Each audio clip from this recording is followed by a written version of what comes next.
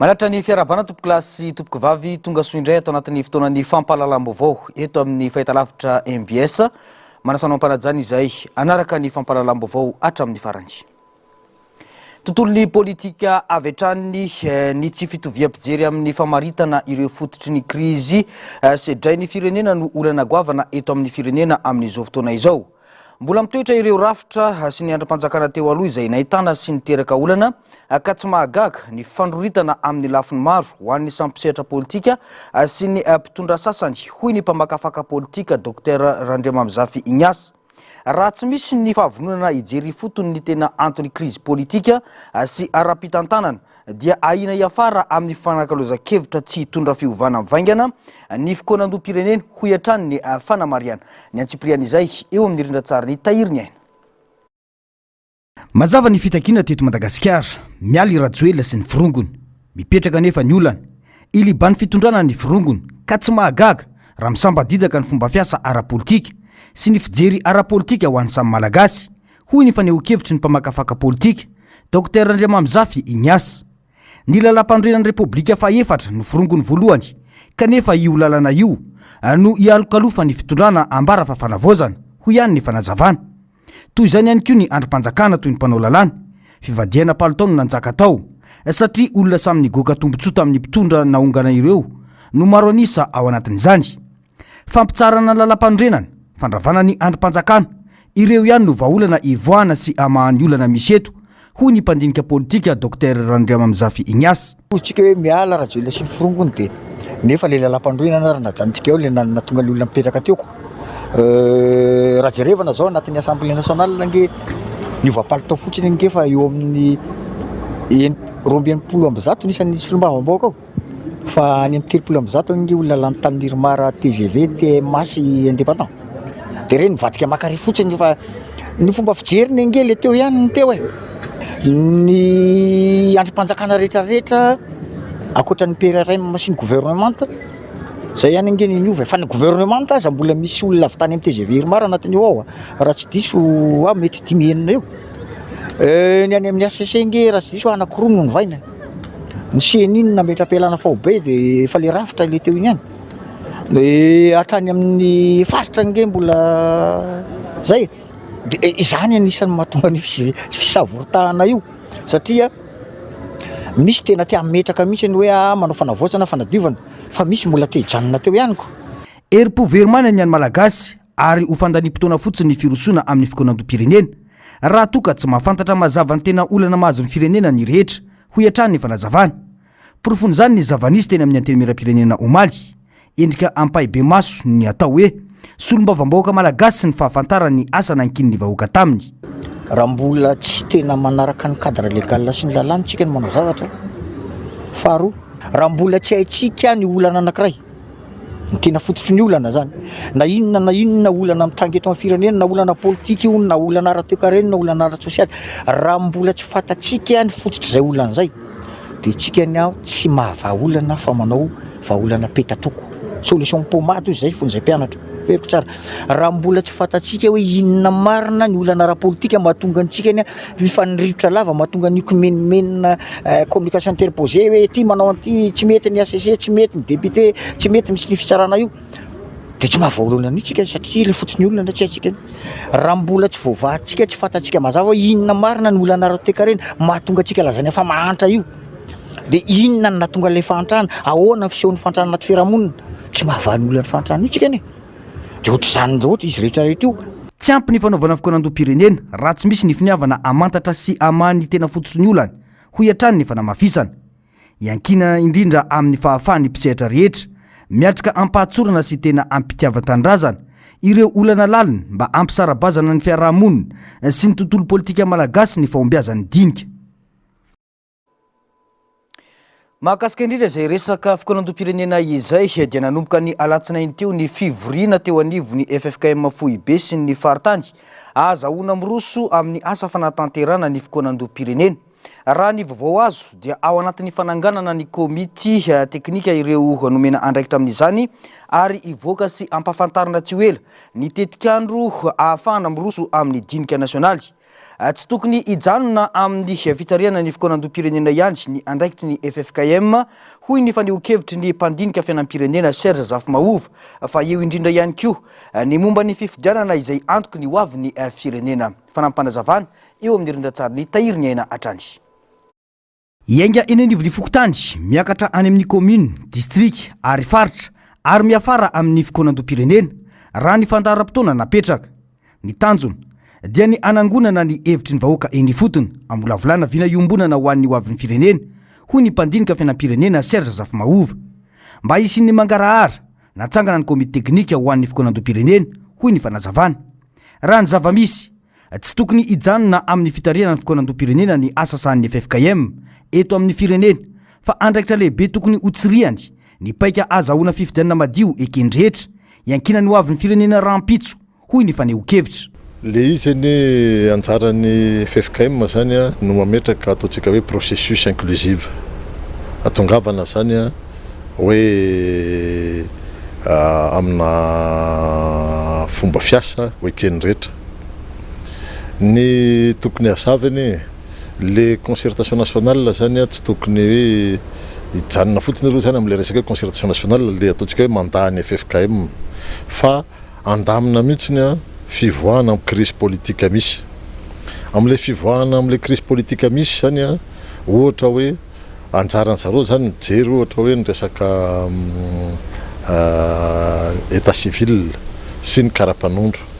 De zay zany midika hoe ny projet prodigie zany tokony arahany FFKM maso ohatra. Ohatran'izay koa hoe satria zay miantoka an'le fifidianana ekendrehetra rapitso. Zay koa mametraka hoe tokony hipetraka mazava koa zany fametrahana code électoral vaovao. Mahazo vahana eto amintsika ny tsy fampitokisana eo amin'ny vahoaka sy ny mpitondra fanjakana hoy ihany ity mpandinika amin'ny fiainam-pirenena. Taratra amin'ny fisoratana anarana biometrika izany ka tokony andraisana fepetra entitra saingana raha ny fanazavana. Araky ny re zany any amin'ny faritra rehetrarehetra any ny ambany ravikazo any de ny zavatra mitranga le olona manao le opération mijanona ao amin'ny commune de ny vahoaka atsona. Le vahoaka nefa tsy matoky. Matahotra ny le vahoaka am'le opération biométrique hoe so de resaka fitakiana hetra ty, so de fichage politique ty, hoe pratique policière zany, etcetera. Zay rehetrarehetra zany mila zany engagement solennel ary misoratra fa ny resaka ambava de tsy izy fa hoe misy lalàna zany, misy décret mivoaka tsara mametraka hoe tsy manao apitaka zay fa tsy ampiasainy ty anaovana recensement fiscal, tsy ampiasainy ty anaovana zavatra mihoatra no tokony mety atao.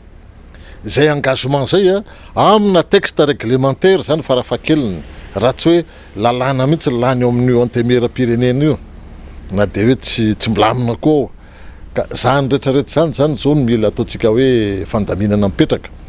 De aza adino zany fa hoe zay rehetrarehetra zay no miantoka ny fifidianana mangarahara ary ao anatin'ny mandat tsara ny FFKM zany mametraka an'izay fahafantarako azy. Amin'ny marafitra ara-pivavahana manana tantarany eo amin'ny fiainam-pirenena dia everina fa manana fahafahana ampivondrona ny ankolafy rehetra samihafa ny FFKM izay efa naneho ny fahavononany hitondra ny anjara brikiny amin'ny fitadiavana vahaolana maharitra sy ampanjaka ny fampianoana eo amin'ny samy malagasy. Raha ny fantatra moa dia nanomboka ny asany mahakasika ny fikoanandom-pirenena ny foibe FFKM sy ny faritany ny alatsinainy teo ka andrasana ny toyny. Mbola manodidina hatrany izay vaovao izay dia tsy nahafa-po ireo mpandray anjara sasany ny dinika savaranando natao izorana any amin'ny fikoanandom-pirenena tena izy. Finiavana anatsara ny fizotry ny fikoanandoha ny fanapahan-kevitra ny anemitra izany hoy ny mpanao politika Lino Ralaimahary mba ahafahana manomana tsara kokoa sy mampiditra ny hevitry ny ankolafy-kery maro samihafa. Tsy aomby anefa ny fikoanandoha raha tsy irosona aloha ny fampihavana-pirenena hoy ihany ny faneho-kevitra. Fanadiadiany Narcisse Karazafy eo amin'ny sary sindatsary ny mbola avatsara. Mila miavana aloha ny samy malagasy mialohan'ny rosoana amin'ny fikoanandoham-pirenena hoy Linora Laimahary betsaka ireo tsy fitovi-kevitra ara-politika eo amin'ny samy malagasy ka miteraka fisaratsarana ka ilaina ny fampihavanana ametrahana tontolo milamina ahafahany rehetra mandray anjara amin'ny fifanankalozan-kevitra. Maro ireo tsy maty voalavo-kibo na miny mambolokorontana eto amin'ny firenena hoy ny fanamafisana. Andao hiavana aloha satria marina fa hoe resaka politika vakivakin'ny hevitra samy manana ny azy ny malagasy fanaizana zany isika malagasy olony fo any ka natoko hoe resaka politika ary le resaka dia ohatrany hoe metraika amintsika avy hatrany any amposiny zavatra ohatr'izany zany tokony tsy mety fa tsara be raha ohatra ka misy fampihavana-pirenena aloha dia avy eo miditra amin'ny fikoanantom-pirenena fa fotsiny tokony mba tsy ohatra nyity taona 2020 sy 2020 ity zany le zavatra rehetra zay. Nisy ihany lay natao hoe savaranando nandisa-paritra teo ary iny tsy dia nahafapoany daolobe na ny tenanay izao tao anatin'ny vovonina raliary dia nisany tsy afapo mihitsy tamin'iny savaranando iny ka raha hoe nahembotra le izy dia mino fa mety hoe tsy te hanandratsy zareo na te hoe anomana tsaratsara kokoa ngamba dia tsika zany mirary raha hoe mba ho totoza soamatsara ilay fikoanantom-pirenena satria ny antony hoe ao daholo ny zavatra rehetra tokony haingany. Sarotra amin'ny fitantanana ny firenena indrindra ao anaty krizy ara-politika ara-toe-karena sy ara-tsosialy toy izao hoy ihany Linora Laimahary safidin'ny mpitondra nefa nandray ny fahefana ka adidiny mitady sy mametraka vahaolana manoloana ireo olana sedrain'ny vahoaka no tsindriny ihany koa fa ilaina ny fandraisana fepetra entitra manoloana ireo izay minimana korotana na manohitonana ny filaminana anatin'ny firenena. Mieritreritra hoe tsy maty voalavo-kibo misy fa naizanaty zany koa tantana raharaha-pirenena zany tsy mora sady koa hoe isika ne mandalo krizy isika io tsy mbola hoe mivaza any io fa misy krizy politika io misy krizy ekonomika io ary tsy mora no mitantana an'izany zavatra zany dia atefany amin'ny tompona ndraiky mpanjakana tsirairay avy zany ny fitenenana hoe rehefa natao dia ataovy tsara ary tokony tsy emotra mihitsy amin'ny zavatra rehetra ary tsy tokony tsy ihany koa ny olona minimana korotana zay voaporofo tsara kosa aloha satria indraindray koa sao dia sanatria tondromolo tongosoa fotsiny no mavoatsipotaka ny hafa fa kosa raha tena voaporofo mahana korotana dia tsy maintsy andraisana fepetra entitra.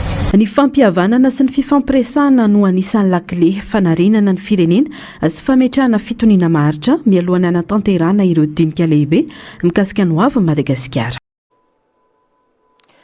Fa mila mitandrina ny mpitondra eo anivo ny fitondrana fanavozana manoloana ny fietsika sy ny fitendry ary ny fomba fanao hoy ny mpanao politika Jean-Pierre Ramiaramanana manimba endrika ny fitondrana ny fifanebana i masombahoaka ataony mpitondra ambony toy ireny tranga teny anivo ny anteny miram-pirenena ho an'ny omaly ireny. Nasisy karazafy sy mbola avatsaratrany ny mitondra ny antsipriany izay. Dia tsy maintsy nataoko ny mikisevako le izy fa napagaga fotsiny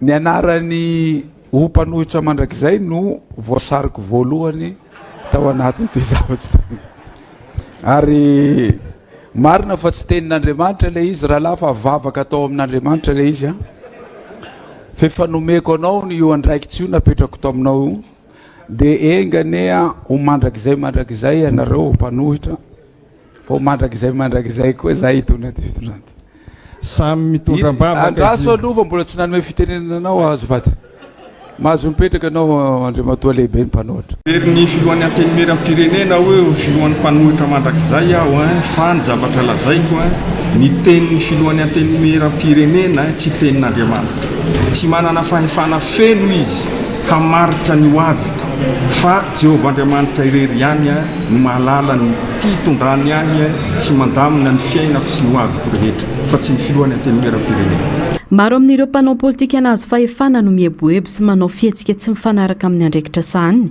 rehefa tafapetraka eo amin'ny fitondrana tokony ho fitaratra eo anatrehan'ny vahoaka nefa ny olom-botendry toy ny ministra sy ireo filohan'ny androm-panjakana ary ireo olom-bofidy. Arak'izany tsy tokony haneo fihetsika na teny tsy mendrika toy ireny tranga omaly teny anivon'ny anteny miaram-pirenena ireny hoy ny mpanao politika Jean-Pierre Rahamiaramanana. Diso ny fiheverana fa ho eo amin'ny fitondrana mandrakizay ny vondrokely na antoko iray hoy ity mpanao politika ka tokony haneo fihetsika mpandrindra sy mpandamina ny fiaram-pirenena ireo mpitantana eto amin'ny firenena ho ihany fanamafisana. Ary rahantsika nefa mahita fa rehefa mahazo toerana ny tsiraray dia toa lasa mihevitrevitra fotsiny manitatra ny fahefany manao zay hitsy ny vavany dia tonga amin'ilay fitenenany hoe zay aloha no eto dia zay tianay atao satria hitantsika tsara fa na ny ministra reny miteniteny foana na ny filohan'ny andram-panjakana reny hitantsika fa miteniteny foana zay toetra tsy tokony toetra na ray aman-dreny satria ny vahoaka dia tokony ho an'ny vahoaka reny zany dia tokony ho fitaratra foana zany reny mpitondra fanjakana reny fa tsy mahamary toerana ny fitondrana teto amin'ny firenena hatramin'izay ny fieritseretana fa rehefa ianao ny eo amin'ny fahefana dia afaka manao zay tianao atao ianao satria misy ny lalàna hifampivezana ary anisan'izany lalam-pandrenana manome endrika ratsy ny fomba fitondrana ny firenena ireny fihetsika rehetrarehetra ireny. Piso lelaka ny akamaroany ireo olona ny ara-dita amin'ny filoha teo aloha ka isan'ny antony mampisitrika ny akamaroan'izy ireo any ka tsy hita maneho hevitra politika.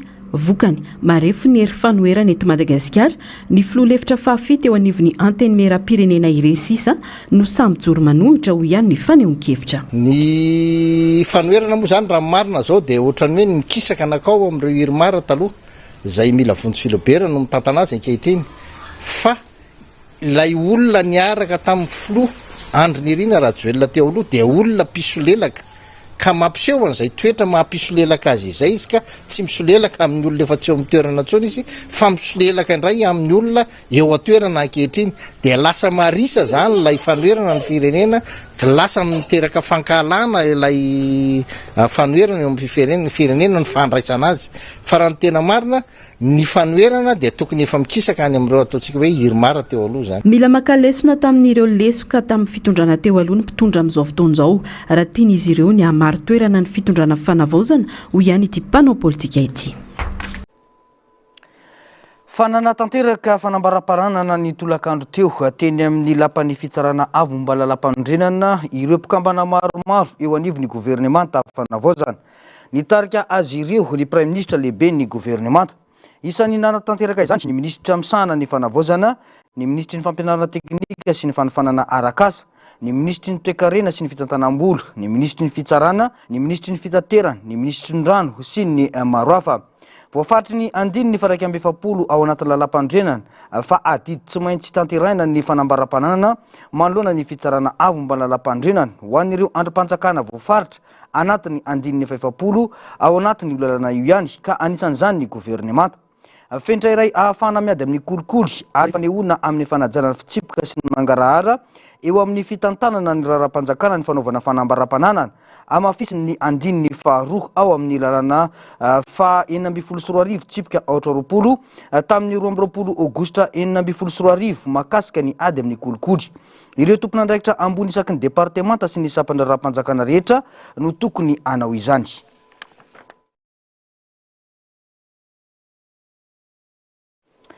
Lafombaovao ahafatanteraka kosa ny 12 jolay avy izao no fe-potoana farany nomeny sapan-draharaha misana ny etra fa andoavana ny etra ho an'ireo fiarakodia, kodiaran-droa, sambo ary fiaramanidina na ny TVM araka ny fampatsahivana navoaka ny DGI androany. Tsy maintsy ambara sy efaina alohan'ny 12 ny volana jolay 2024 ny TVM ho an'ireo fiara sy ny moto niasa talohan'ny 12 ny volana jolay 2024. Rehefa dila io fotoana io dia hiatra ny sazy raha ny fampafantarana ihany. Tsy misy malala ny momba ity karazaketra vaovao ity anefa ireo sendra ny mpanao gazetinay raha nanao ny fanadiadiana ireo solombavam-bahoaka koa ihany koa nanontaniana tsy nety nanome ny hevitra ny antsiprian'izay tatery ny Narcisse Karazafy eo amin'ny sarin-datsariny mbola avatsara. Etralainy isan-taona amin'ireo fiara manana lahara-pamantarana malagasy ny aba amin'ny fiara entimilina na ny TVM tsy maintsy alohan'ny tompon'ny fiara, moto, sambo, fiara manidina rehetra izany miankina amin'ny tanjaky ny motera na ny chevaux ny habehan'ny cylindre ny karazana angovo ampiasaina ary ny taona ny fiara ny aba-loha tsy nisy ny fanambarana ofisialy na fampiomanana meloa ho an'ireo tompony fitaovam-pitanterana ny mikasika ity etra vaovao ity arak'izany akoatry ny sara-piantohana ny sara-pitsiriana ara-teknika dia ny ampy ity aba na TVM ity ny taratasy takina amin'ireo mpampiasa fitaovam-pitanterana. Efa hita mavisatra anay ary amin'izao ny fifaninanana tsara-dalàna izay mbola edivana mandraka ankehitriny. Vao may hoe miampy an'ity etra ity indray sady hoe avy any amin'ny DGI izay efa mandoa zany etra isan-taona. Ka io tsy fantatra hoe tokony ho hazavainy tsara nefa raha riny vaovao iny dia hoe ny rehetrarehetra aminay aloha tsy mety tsony ngamba raha hoe mbola nipitatitra mbola vesarana etra hafa indray.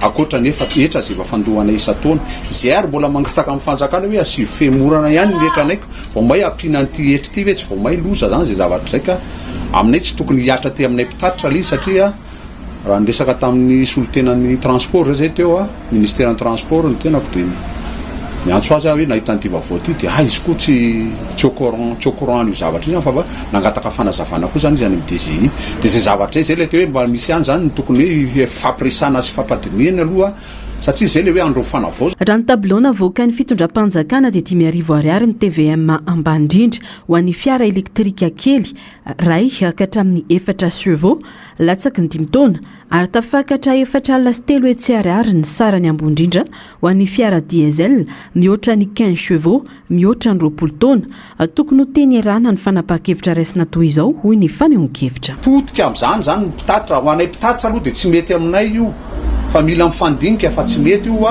satria zay efa mandoa an'le etra isan-taona ka raha zay ny aran'io zavatra io dia tena tsorona aminay fa tsy mety aminay ho anay taxi fotsiny zao zay ary mbola hiady hatramin'izao momba nyreto drive momba nyreto pikla reto momba nyreto taxi moto reto hoe tokony hiditra anatin'ny sehitry ny ara-dalàna ary efa nandehanany tany ministèren'ny transport commune nandretrarehetra ary mbola ao anatin'ny fahamanana zany olana zany mbola tsy ao anatin'ny fahamana ary zareo zany amin'izao fotoana zao kanefa ave mbola hiampy ndray an'ity zavatra taxa mbola hoe takina aminay ity raha ho anay transport indrindra ho anay taxi tsy mety amin'ny mpitatsy ngamba tsy zaka anay io fa tsy haiko ny mpanjifa manana voiture plaisir sy ny rehetrarehetra reny angany tsy fantatro fa ho anay mpitatitra aloha tsena za mino fa tena tsy anaiky an'io mpitatitra betsaka loatra le vola mivoaka aminay zay nge manao vizity isaky nefa bolany zay nge mandoa patante. Atao anatin'ny volavolan teti-bolam-panjakana taony 2024 ity etra vaovao ity ary nolaniny ireo solombavam-bahoaka matoa irosona ny fampiarana azy tsy isandroana sy mpantsiana tamin'ny fivoriana farany teo anefa zany raha nanontaniana moa ireo solombavam-bahoaka sendranay dia nisafidiny tsy aneho hevitra ho an'ireo fiara nampidirina sy nampiasaina talohan'ny 5 Jolay 2024 anefa dia tsy maintsy vita alohan'ny 5 Jolay 2024 io ny fandoavana ny etra TVM hiatra ny sazy ho an'ireo tsy manefa izany ara-potoana raha ny fampafantarana navoaka ny DGI.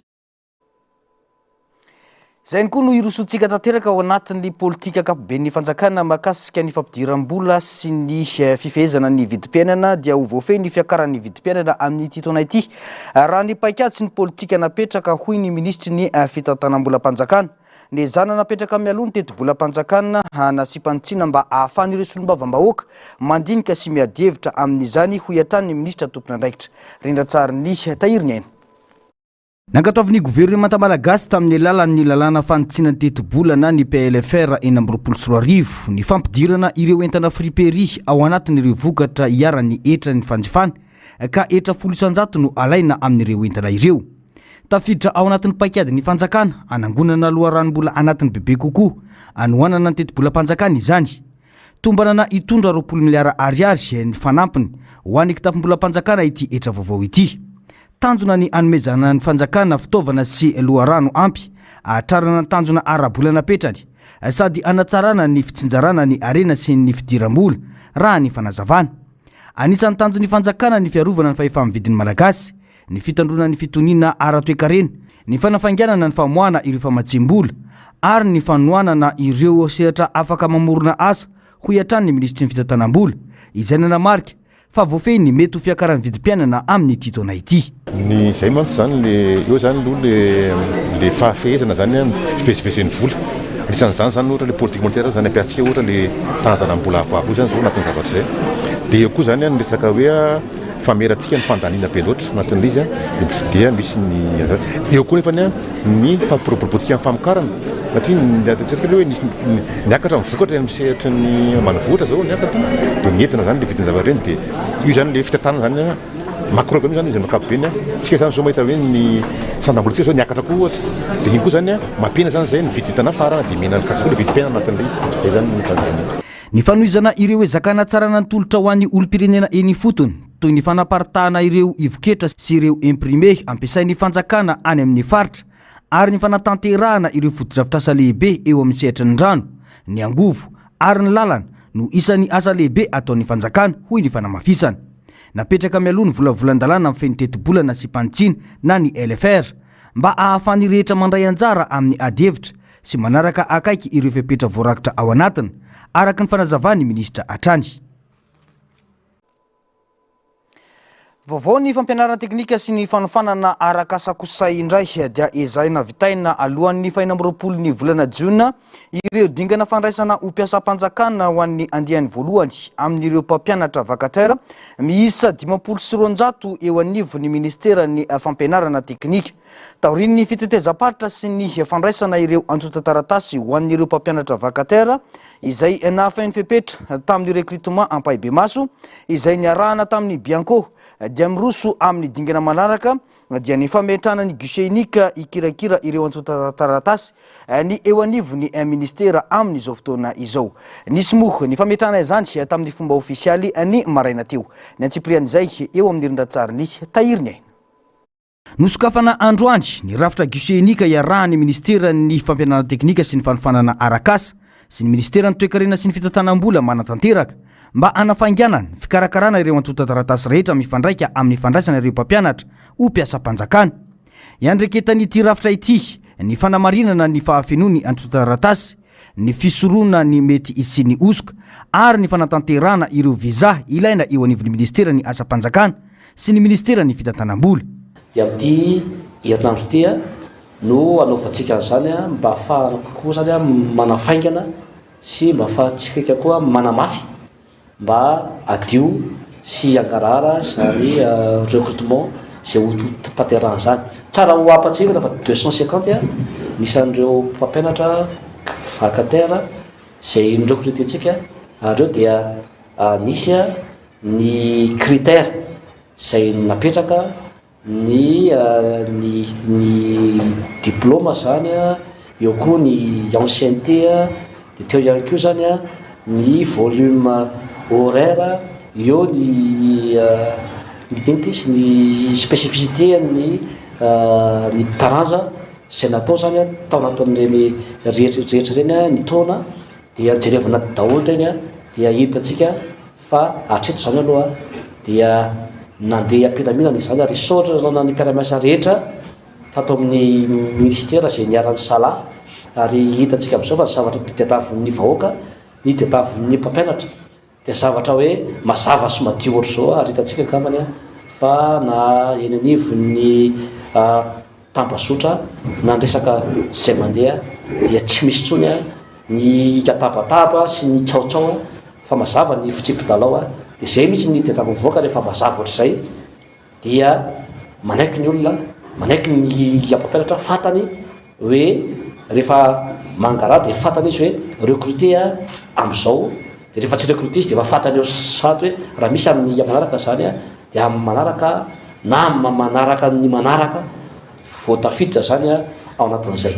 Izay navitaina mialohan'ny 20 ny volana Jiona 2024 ny dingana rehetra raha tontosa araka ny vinaviny izany dia ho voaray amin'ny fomba ofisialy ho mpiasam-panjakana ireo mpampianatra miisa 500 voakasika ity andiany voalohany ity. Vita ity dia mbola misy ihany koa ny 356 zay ho azosika zany efa andetsoena zay appel la manifestation d'intérêt zay dia ireo ilay zany efa misy ny comité ad hoc zay natsangatsika dia ary tsy maintsy rahana amin'ny Bianco fanatanterahana zany dia reny dia azo ny anjara masoandrony ihany koa zany eo ny mpampianatra vacataire dia hoe ihany koa zany ny sortant any EN7 zay mivoaka amin'ny école normale zay mahazo ny anjarany dia eo koa zany ny mpandrara zay hitatsika koa fa tsy ampy ny mpandrara iny anivon'ny établissement iteny ivon'ny ministère zany a dia azo zay kosa tsika dia manaraka foana ny critère zany tsika zay apetraka mba ekeny rehetra zany a mba ao anatin'izay hoe mangarary zay foana mba ao anatin'izay hoe fahamarinana zay foana zany a nanaovantsika an'izay ary tsy ny recrutement ihany nanaovantsika ministère zay hoe mangarary zay a fa na fitatana mpanjakana ny fitatanana ny ministère dia tsy maintsy misy zay hoe discipline zay apetraka zay a. Ity dingana vaovao amin'ny fomba fandraisana mpiasa-panjakana ity dia maneho ny ezaka ataon'ny fanjakana amin'ny fanatsarana ny satan'ireo mpampianatra vacataire sy ny fanamafisana ny kalitaon'ny fampianarana teknika sy ny fanofanana arakasa manerana nosy hoy ny fanazavana. Famitana anjara toerana lehibe eo amin'ny fiainam-pirenena ny asa tanana malagasy tsy voafetra amin'ny famoronana sy fivarotana vokatra fotsiny ihany fa sehatra iray mamelona fianakaviana maro miaro ny kolotsaina ary mandray anjara amin'ny fampandrosoana ny toe-karem-pirenena. Ny songadiny izany nandritra ny fanamarihana ny andro maneran-tany ho an'ny asa tanana izay nitanteraina tetsy Ivato ny maraina teo. Rindra tsara ny tahiriny aina no hitaterina izay vaovao izay. Tombanana oro faingo telo tapitrisy ireo misehatra amin'ny asa tanana eto Madagasikara. Isan'olana goavana sedrian'ireo mpisehatra nefa toa ny ity fikambanana iray mpanao asa tanana avy eo amin'ny faritra Androhitiny akora ilaina. Ny asa tanana vita amin'ny landy no kirakirai'ny fikambanana. Ankoatra ny fahavitsiny akora fototra, olana ihany koa ny fidobahan'ireo entana sasany maka endrika sy maka tahaka ny asa tanana malagasy toy ny teto an-drenivohitra ho ny fanazavana. Ny olana ny tena olana avy any aminay ny akora fotsy amin'izao tena tsisy. Dia izay zany angatanay amin'ny ministère voalohany satria miainga avy amin'ny landy akora avy any aminay mihitsy zany tena lany taranaka. Dia mahakasika ny famatsim-bola dia olana faharoa koa misy le lamba makatahaka zany le lamba landy avy any aminay misy makatahaka. Dia izay zany angatana amin'ny ministère. Dia fahatelo mangataka ny hahalo tena tanteraka ny asa tanana malagasy fa tsy mitambatsy amin'ny hafa. Mifamenona an'ilay izy fa tsy dia mahavelona kokoa arakaraka amin'ilay anina zany satria ny any aminay mbola sarotra be ny hitavana akora. Le akora fotsy zany tena sarotra be. Dia izay zany angatana famatsim-bola amin'ny ministère. Misy olona matetika zany manontany hoe maninona ny lafo ny zavatra vita gasy noho ny ohatra hoe friperie avy any ivelany satria mahita akanjo azo ohatra inona mety ho antony mahatonga an'izay? Satria lafo daholo le akora vidiana. Tsy midika ho fanohanana fanohanana fotsiny ny fanohanana ny mpanao asa tanana malagasy fa fanampina ny toe-karena ihany koa ho ny solontenan'ireo fikambanana mpanao asa tanana eto Madagasikara. Ny fahasarotan'ny fahazoana famatsim-bola, ny fahateren'ny tsena, ny tsy fahampian'ny akora fototra, ny filana fanofanana ary fanatsarana sy fampirobona ny vokatra malagasy. Koa raha tsy atsika ny anampiana politika mpanjakana mahomby maharitra ary misy fiantraikany tena izy dia ilaina ny fiainoana sy fampandraisana anjara feno ireo rafitra velona efa misy. Satria ny mpanao asa tanana sy ireo rafitra misolo-tena azy dia tsy tokony ho mpandray fanapa-kevitra fotsiny fa tokony ho mpiara-manorina ny politika sy ny paikady mikasika ny sehatra iasany. Izay mahalala ny zava-misy eny fotony no afaka mitondra ny vahaolana maharitra sy mahomby indrindra ho an'ny firenena. Iray amin'ireo arena tsy mety ritra nanany Madagasikara ny asa tanana, hoy kosa ny ministry ny fizantany sy ny asa tanana. Anandratana ny fahaiza-manao, iarovana ny maha-malagasy, anorenana ny ho avintsika, ino loha hevitra novoizana tamin'ity taona ity. Miainga avy amin'ny fanomezana lanja ny vokatra atao anaty ny fampandrosoana ho hiatran'ny fanazavana.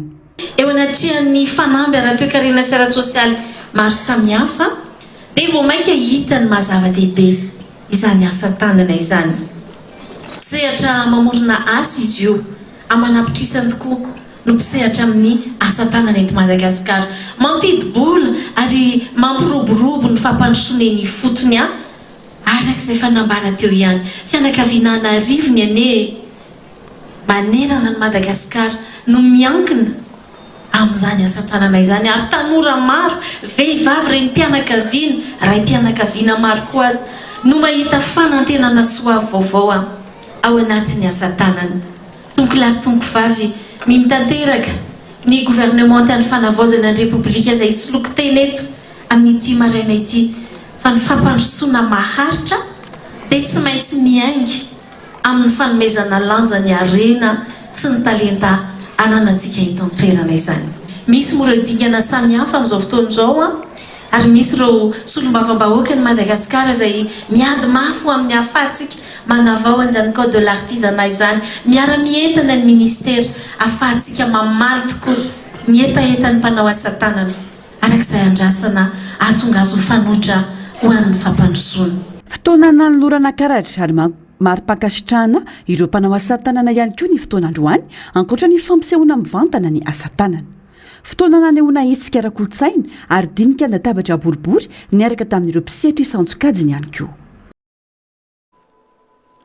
Vaovao avy any amin'ny distrikany Mananjary kosa indray dia teratany sy no efatra nanao fitrandrahana volamena tsy ara-dalàna no tratran'ireo tompona ndraiky mpanjakana atao amin'ny commune Morafeno distrikany Mananjary ny fiandohan'ny herinandro teo.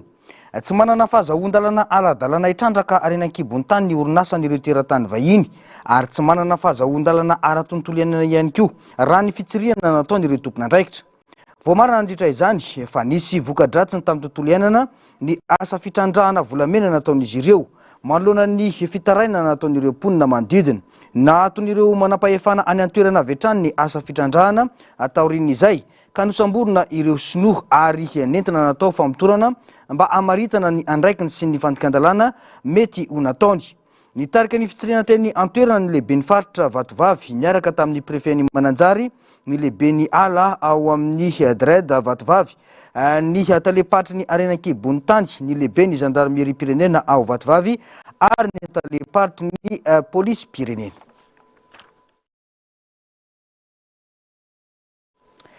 Fa ifantoka betsaka amin'ny fanomanana sy ny fanarahana akaiky ny mondial eny amby 24 ny fandaharan'ny fahitalavitra sy ny radio pirenena manomboka rahampitso.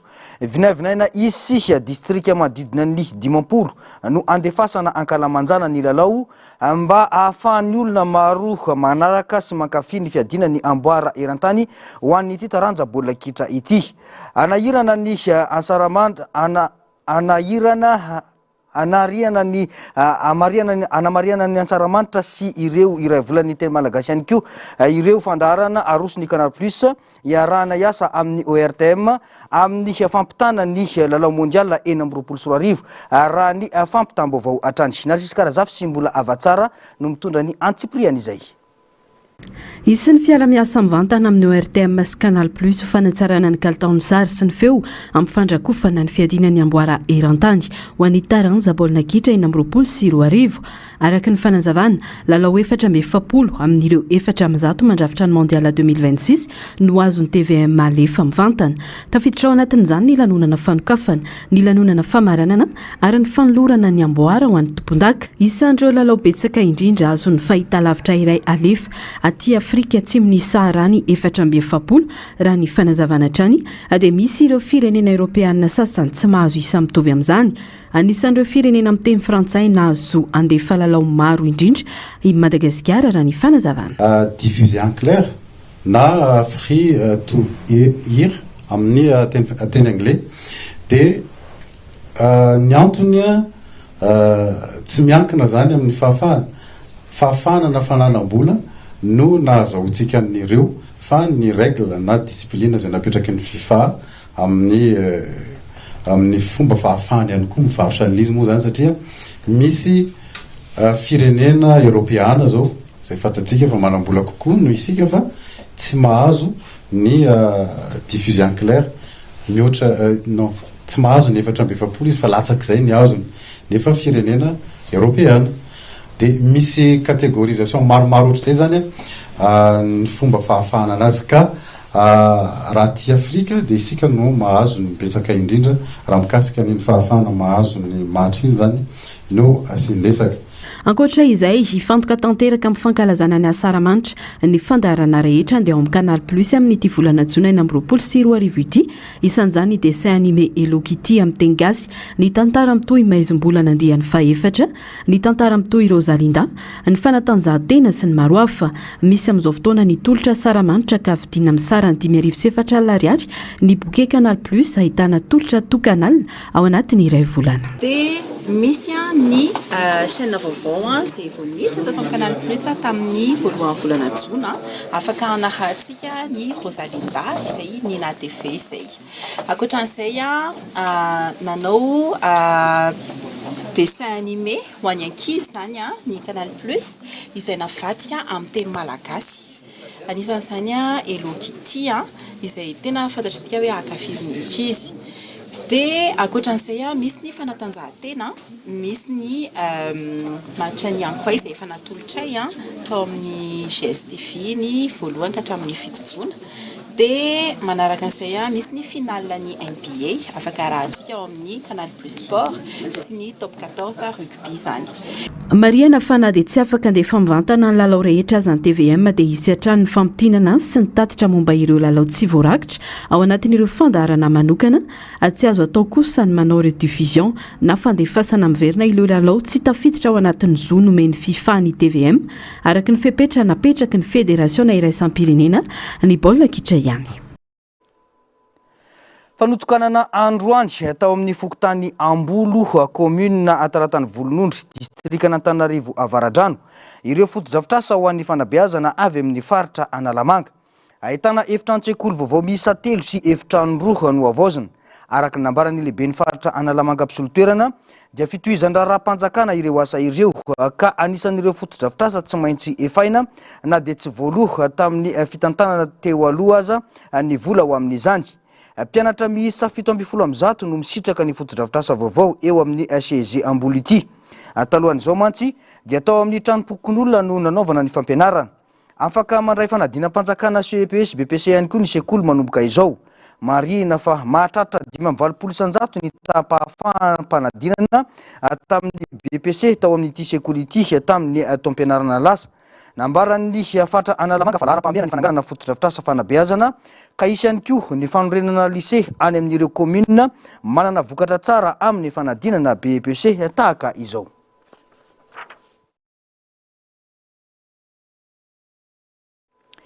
Vaovao avy any amin'ny distrikta ny Tsorono Mandidy mamelona indray ny kolotsaina malagasy mitandro ny fihavanana sy ny fampandrosoana eny fotony amin'ny fampivoarana sy fampiroboroboana ny sehampiarina omby ao amin'ny faritra Bongolava amin'izao fotoana izao. Isy ny etsika mifandraika amin'izany anehoana amin'ny rehetra ny maharena ny omby sy ny tombontsoa azo avy amin'ny fanomezan-danja izany no ity faritra ity sompotry ny omby. Ny antsiprian'izay eo amin'ny fanadiadiny tantely MBS Tsorono Mandidy. Ho fanomezan-danja ny omby izay anisan'ny biby tena manan-danja eto Madagasikara. Ho fanentanana amin'ny malagasy amin'ny fiompiana omby indrindra ny omby vavy mba tsy ho lany tamingana izay anisany mampijoro sy mametraka ny fihavanana sy ny fomba mampanao ary ny kolotsaina malagasy. Ho fampandrosoana ny sehatra fizahan-tany ihany koa dia tafajoro ara-dalàna ara-panjakana ny Torsavika Association.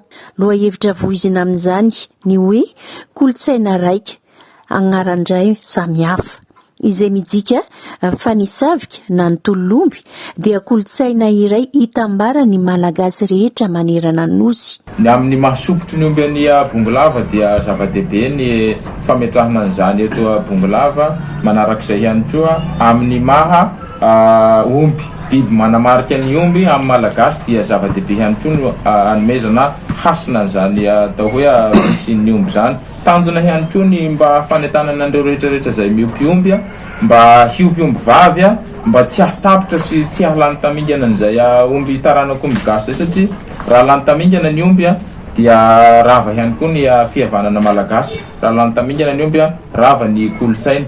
Raha tsy ometsika lanja ny omby dia misy lesoka ngedadangeda indrindrana eo amin'ny tany sy ny firenena ihany koa. Dia anisany tanjona akendrena ny hanomezana lanjany sy ampiariana omby aty amin'ny faritra Bongolava sy manerana ireo faritra eto Madagasikara. Any tanana ndraika ifanometanana anomevana io satria efa nisy tamin'ny toerana io zany festival mazava aloha zany tamin'ny fotoanandro zay nanome lanja ny tontolon'ny omby gasy ka rariny loatra raha velomy zany zao. Tsy mijanona amin'izay ihany anefa fa eo ihany koa ny fanomezana lanjany ireo mpilalao na mpitolon'omby na ny mpisafika izany.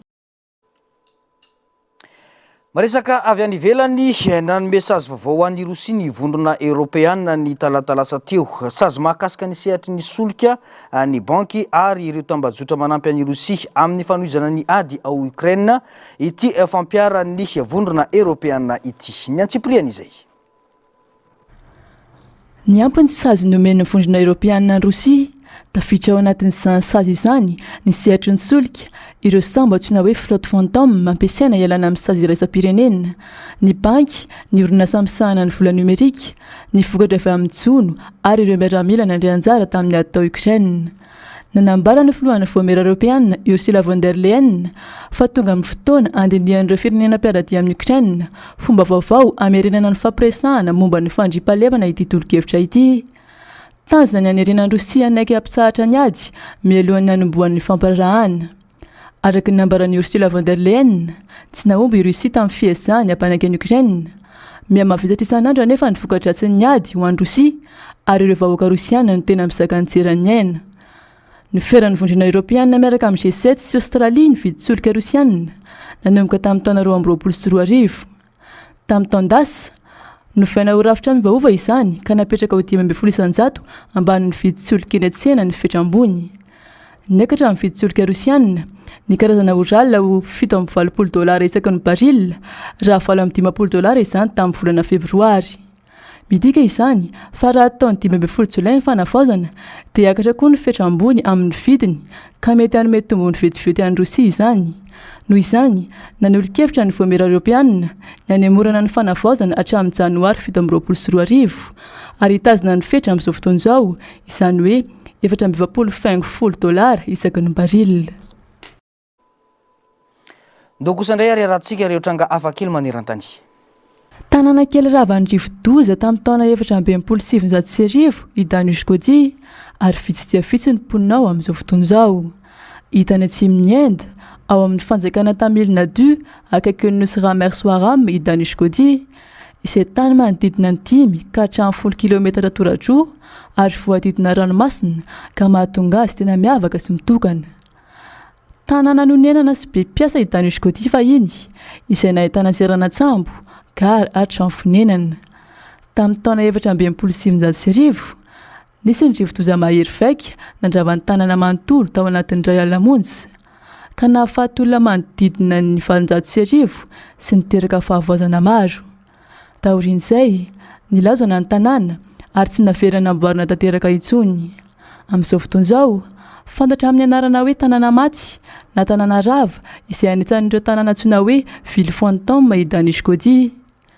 Mbola hita ao hatramin'izao ireo sisa tafela tamin'ireo trano sy fiangonana ary lasa toerana fitsidika sy mahasarika mpizahatany maro ankehitriny. Tany efitra feno sira ny Salar de Uyuni any atsimandrefan'ny Bolivie misy azy ao Altiplano. Manodidina indray ala kilometatra tora-dro ny velarany ary rakotra sira matevina avokoa. Any ka toa miloko fotsy ny tontolo izay jerena. Manodidina ny 2 hetsy hatramin'ny 3 hetsy isa-taona ireo mpitsidika ity toerana ity. Kely ny rotsakorana ao aminy ary vetivety dia lasa entona ny rano. Amin'ny fotoana isiany orana dia voarakotra rano ny velarany ka mahatonga ny Salar de Uyuni ho toy ny fitaratra lehibe. Tazana eo amin'ireo fitaratra ny lanitra sy ny rahona. Tranga tena mahavariana sy manintona ny maso izany ka mahasarika mpizahatany sy mpakasary maro maneran-tany. Ankoatra ny mahatoeram-pizahatany azy dia manana lanjara toe-karena ihany koa ny Salar de Uyuni. Ahitana tahirina lithium betsaka, metaly tena ilaina amin'ny fanamboarana bateria amin'ny teknôlôjia moderna. Eo anelanelan'ny 10 degré Celsius hatramin'ny 20 degré Celsius ny maropana ao an-toerana mandritry ny andro fa mety hidina iban'ny aotra degré celsius amin'ny alina. Misy biby vitsivitsy monina ao toy ny flamingo andes, vigone, ilama ary bibikely toy ny fisikasa. Tapitra ny fampalalam-baovao antsika tompoko lahy sy tompoko vavy mankasitraka anona anaraka izany hatramin'ny farany ankasitrana hatrany ny teknisianina sy ny namanam-panao gazety niaraka nanatontosa izao fampalalam-baovao izao. Ny tena koa mametraka ny soavatsara veloma tompoko.